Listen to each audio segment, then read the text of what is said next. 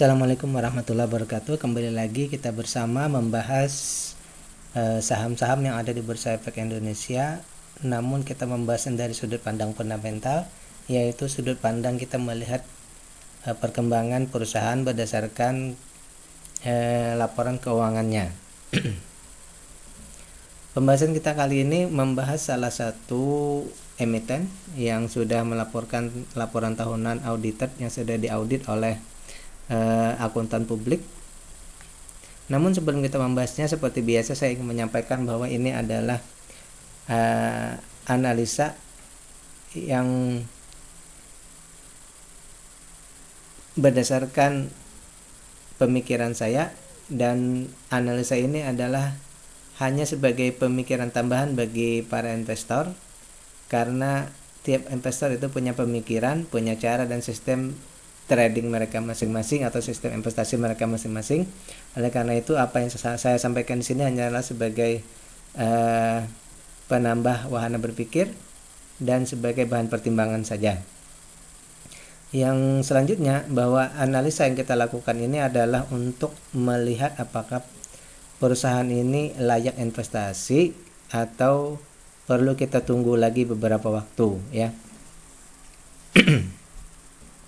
Baik, saham yang kita bahas kali ini adalah dengan kode tikernya BUKK, BUK, atau BUKK Teknik Utama. Nah, sebelum kita membahas dari segi fundamental atau laporan keuangannya atau value investing, kita akan melihat dulu apa yang kita ketahui dulu secara mendasar tentang BUKK ini, ya.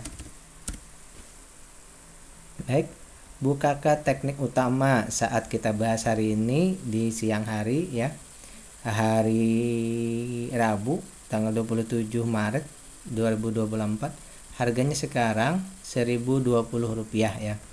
BUKK Teknik Utama adalah sebuah perusahaan manufaktur yang berkantor pusat di Cilengsi, Bogor. Untuk mendukung kegiatan bisnisnya, perusahaan juga memiliki kantor perwakilan di Jakarta. Belum tahu lagi ya BUKK itu apa, ya. Kita cek BUKK, BUK ini bergerak di bidang apa. BUKK Teknik Utama atau BUKK didirikan pada tanggal 25 Oktober 1978 sebagai bengkel kendaraan bermotor kecil. Memiliki 5 anak perusahaan, yaitu PT BUKK Mandiri Sejahtera, BUKK Energi, BUKK Forging Industry, dan BUKK Mega Investama, dan PT BUKK Minyu Industri, ya. Asalnya bengkel, kemudian mereka merambah bidang-bidang yang lainnya, ya. Jadi istilahnya ini kayak sepertinya BUKK ini induk usaha, ya, untuk berbagai macam usaha, ya. PT BUKK Utama adalah perusahaan swasta pribumi yang bergerak dalam bidang konstruksi, permesinan, transportasi, telekomunikasi, manufaktur, terutama dalam bidang sarana umum. Oh, berarti ini induk usaha, ya.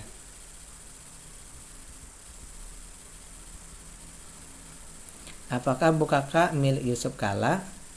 BUKK Teknik Utama atau BUK menggelar ekspansi di luar negeri, khususnya kawasan Timur Tengah. Emiten milik Yusuf Kalla ini mendirikan anak perusahaan baru bernama BUKK International LLC yang berkedudukan di Oman. Emiten Yusuf Kalla, BUKK atau BUK, didirikan anak usaha. Dirikan anak usaha alat apa ini, ya. Siapa pemilik PT BUKK? Profil BUKK Teknik Utama perusahaan multinasional milik keluarga Yusuf Kalla. Oke, sudah jelas berarti, ya, pemiliknya Yusuf Kalla, dan ini adalah induk usaha. Sudah ditelaah dan kita dapatkan data-data untuk bisa kita kembangkan lagi menjadi analisa kita, yaitu bahwa harga saat kita membahas ini 1020, ya. Saat kita membahas ini 1020, ya.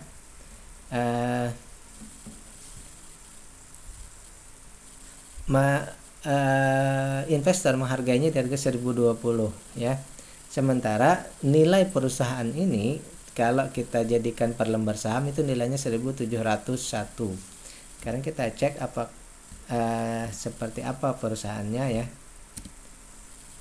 Jadi harga sekarang itu baru di 60% ya. Harga sekarang baru di 60% dari nilai perusahaan. Oleh karena itu tentu kita mendapatkan diskon di sini ya. Diskonnya itu sekitar 40% ya.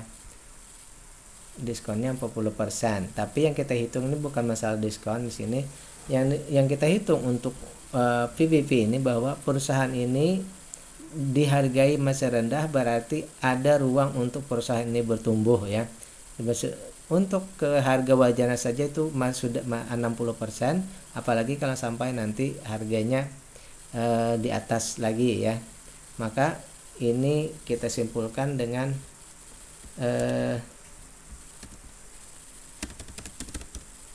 bertumbuh kembang. Artinya dia punya peluang besar untuk bertumbuh lagi, berkembang lagi ya. Kemudian kita ingin melihat juga apakah di harga sekarang kalau kita membeli itu sudah dianggap murah, wajar atau mahal. Sekarang kita lihat dulu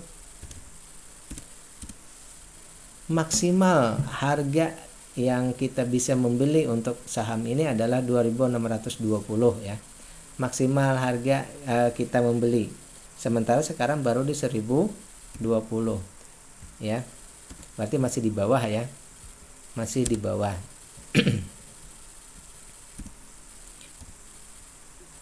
Baik.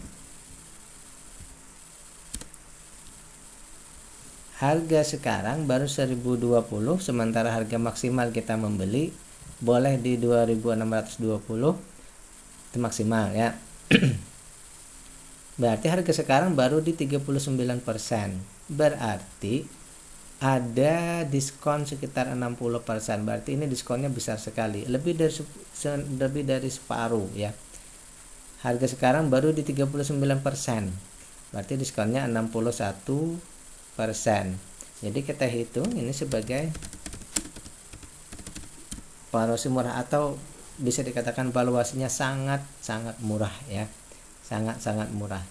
Sekarang kita ingin mengkonfirmasi apakah dengan valuasi dengan perusahaan yang bisa bertumbuh kembang dan valuasi yang murah ini didukung dengan keberpihakan perusahaan kepada investor. Ternyata yang saya catat bahwa yang saya catat di sini bahwa bukti keberpihakan perusahaan kepada investor itu adalah dengan dibagikannya dividen kepada investor ya. Kita cek dulu.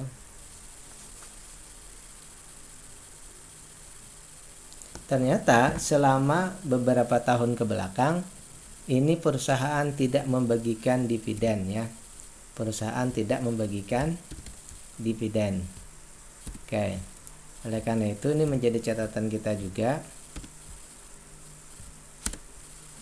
Ya. Perusahaan tidak membagikan dividen. Padahal kalau dari segi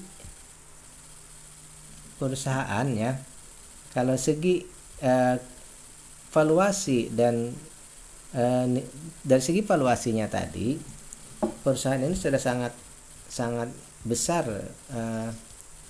untungnya ya.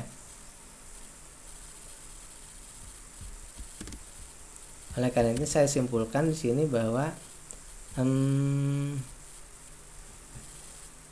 tanpa dividen, oke.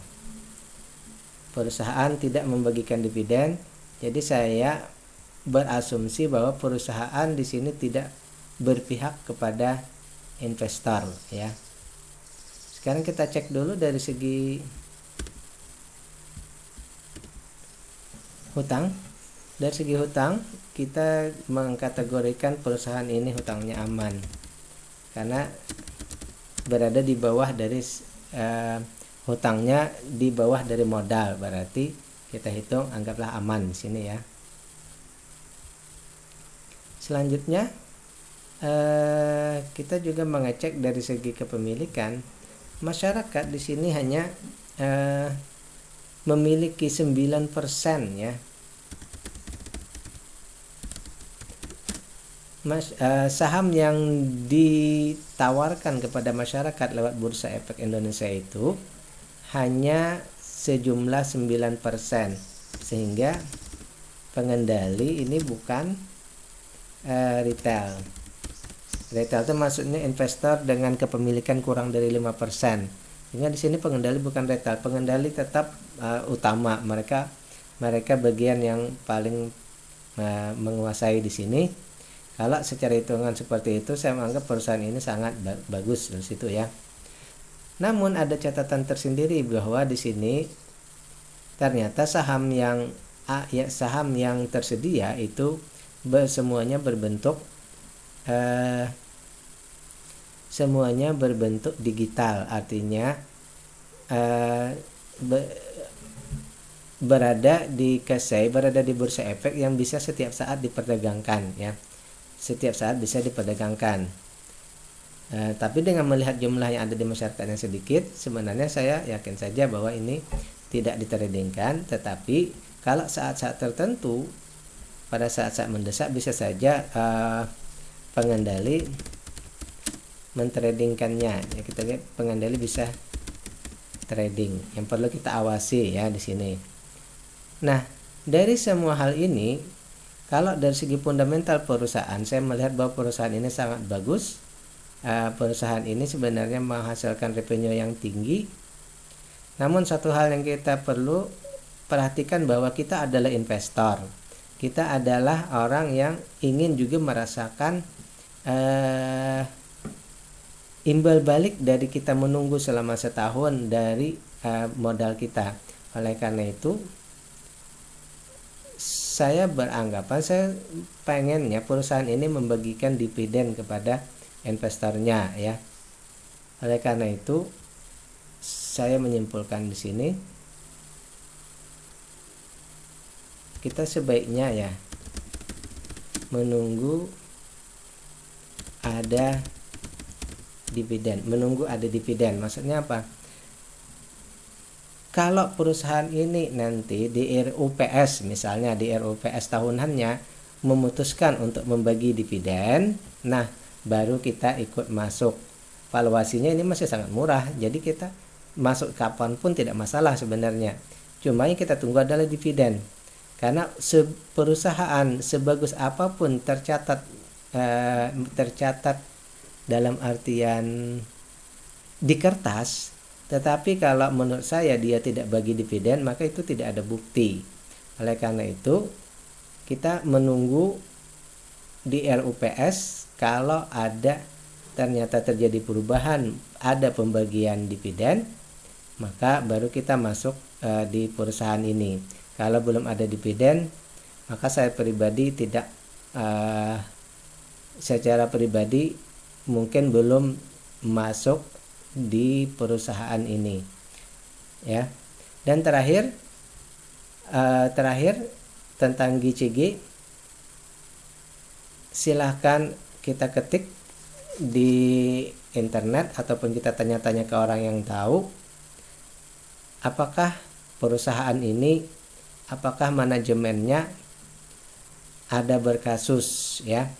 Kalau ternyata kita cari di internet ternyata manajemennya tidak berkasus, berarti ini menguatkan kita bahwa perusahaan ini memang bagus ya.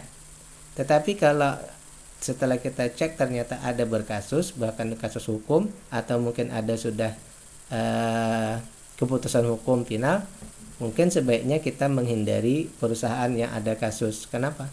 Karena GCG itu nomor 1, sementara valuasi itu nomor 2. Sebab orang itu lebih utama dilihat daripada hasil perusahaannya. Oleh karena itu, sekali lagi intinya saya sampaikan, perusahaan ini dari segi valuasi sangat bagus. Hanya sayang dividen perlu kita tunggu apakah di RUPS ada dividen atau tidak. Dan tugas kita terakhir mengecek good corporate governance-nya. Oke. Billahi taufik wal hidayah. Assalamualaikum warahmatullahi wabarakatuh.